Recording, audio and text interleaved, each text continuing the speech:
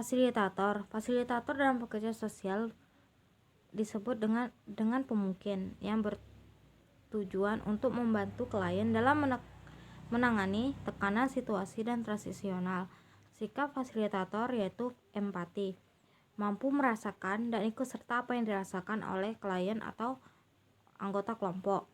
Yang kedua adalah peka terhadap situasi.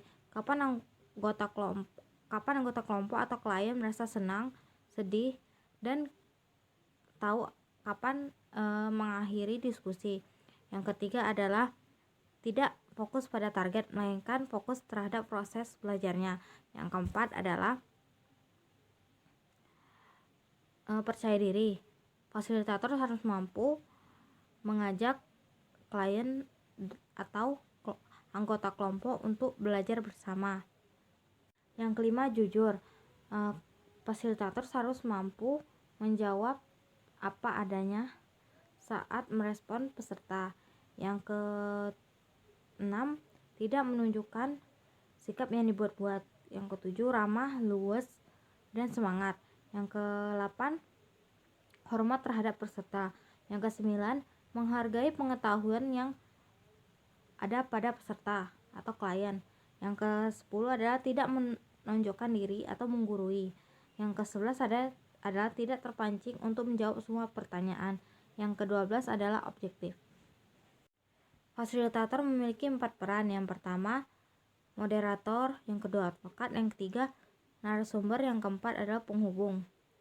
Nah, apabila peserta mengetahui isi atau materi, maka peran fasilitator sebagai moderator.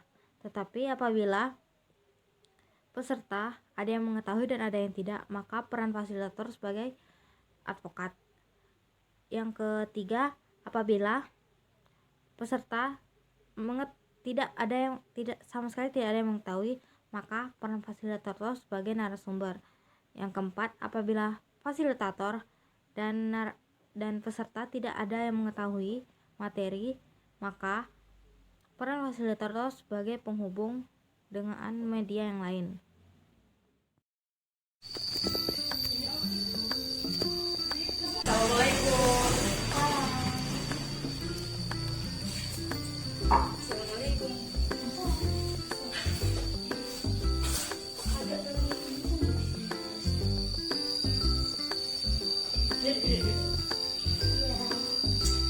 Assalamualaikum warahmatullahi wabarakatuh. Waalaikumsalam warahmatullahi wabarakatuh. Perkenalkan, nama saya Julianti Naramati dari Universitas Bengkulu. Hari ini kita akan mendiskusikan mengenai kenakalan remaja. Sebelumnya, kalian tahu kenakalan remaja itu apa sih? Yang kalian tahu? Kalau menurut saya sendiri, kenakalan remaja itu ya remaja yang nakal, yang mengarah ke penyimpangan, baik penyimpangan ekstremis sifat, kayak yang menjauh sampai menyimpang. Menurut saya, Yang lain? Anak-anak yang nakal. Ya, yang nakal. suatu masalah sosial. Sosial yang melibatkan remaja.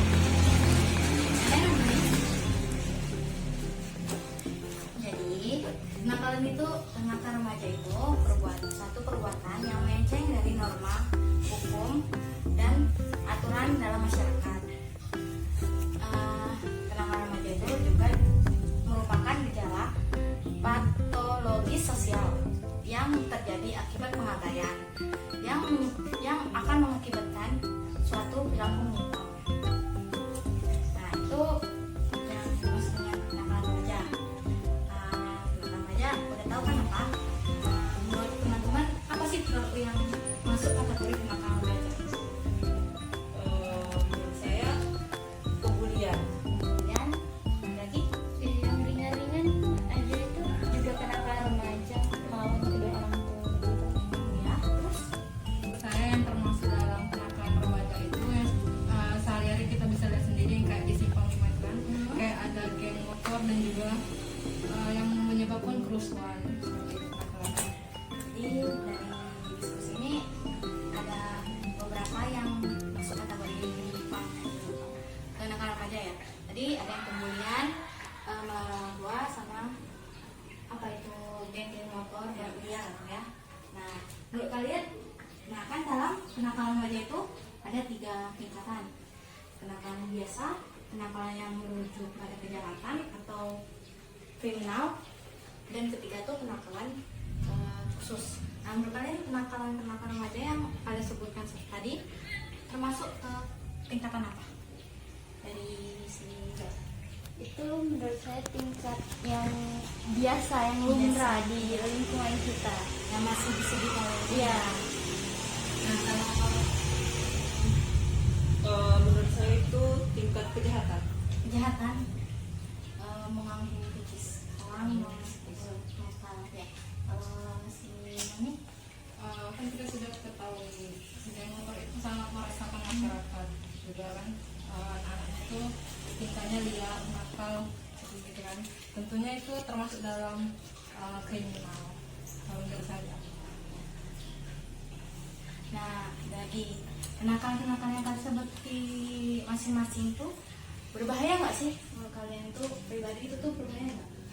Menurut saya itu pribadi berbahaya karena kalau misalnya pembulian itu kan bisa merusak mental anak, Iya. bisa mengganggu kepribadiannya gitu. Kalau yang lain?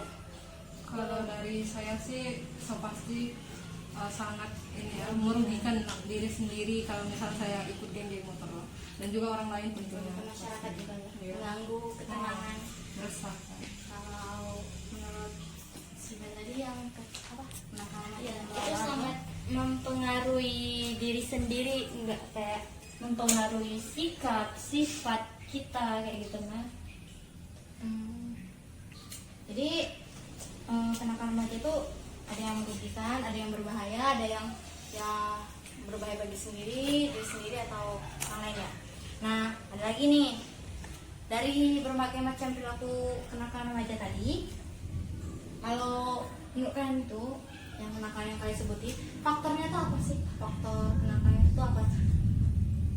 Kalau dari saya sendiri, karena itu geng motor, pastinya faktornya terutama itu dari segi pergaulan atau pertemanan. Nah, jadi ketika berteman yang kita tidak sehat kayak gitu kan, jadi membentuk diri kita seperti itu juga. Jadi terjadilah kenakalan remaja atau penyimpangan dari perilaku itu sendiri. Kalau yang lain?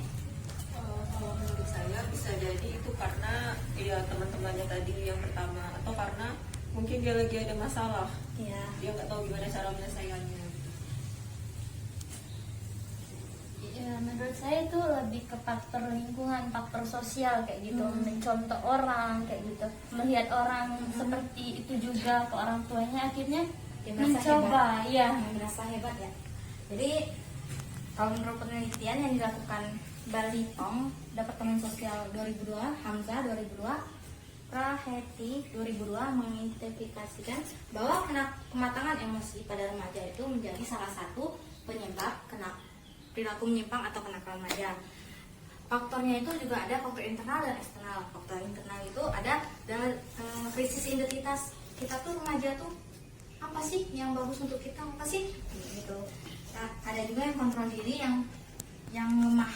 Kita kok kontrol dirinya mudah terpengaruh kayak gitu. Kalau eksternal tuh misalnya keluarga yang bercerai. Jadi berdasarkan diskusi kita hari ini dapat kita simpulkan kenakalan remaja itu kena suatu perilaku yang tidak baik, yang menyimpang norma aturan masyarakat, yang penyebabnya itu banyak ya. Ada yang dari keluarga, ada yang dari lingkungan luarnya, ada yang dari masyarakat. Menyebabkan dampaknya pun berbagai macam. Ada yang mentalnya yang kena, ada yang diri sendiri yang jadi lemah, dan ada yang pergaulan yang semakin bebas. Dan itu mungkin kita cukupkan diskusi kita pada hari ini. Saya akhiri. Wassalamualaikum warahmatullahi wabarakatuh. Waalaikumsalam warahmatullahi wabarakatuh. Terima kasih.